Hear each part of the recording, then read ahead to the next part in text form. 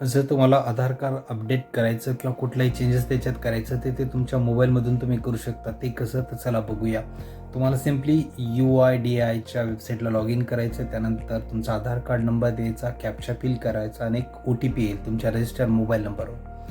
तो जसं तुम्ही क्लिक केला ती वेबसाईट उघडून येईल, जे मी इथे दाखवत आहे. ही UIDAIची ऑफिशियल वेबसाईट आहे. इथे तुम्हाला अपडेट युअर आधार कार्ड म्हणून ऑप्शन दिसते. त्याला तुम्ही क्लिक केल्यानंतर तो तुमच्या आधार कार्ड नंबर, कॅप्चा आणि OTPच्या बेसिसवर तुम्हाला लॉग इन करू देईल. आणि त्यानंतर एकदा लॉग इन झाली की तिथे तुम्हाला एक ॲड्रेस प्रूफ अटॅच करावं लागेल. लाईक तुमचं बिल असू शकते, राशन असू शकते, पासपोर्ट असू शकते आणि अशी लिस्ट ऑफ डॉक्युमेंट आहे ते अपलोड करून ₹50 तुम्ही पे केले ऑनलाईन, फोनपे, कुठलाही UPIनं की तुमचे ॲड्रेस चेंज आहे ते तिथं तुम्ही करू शकता. Request for address change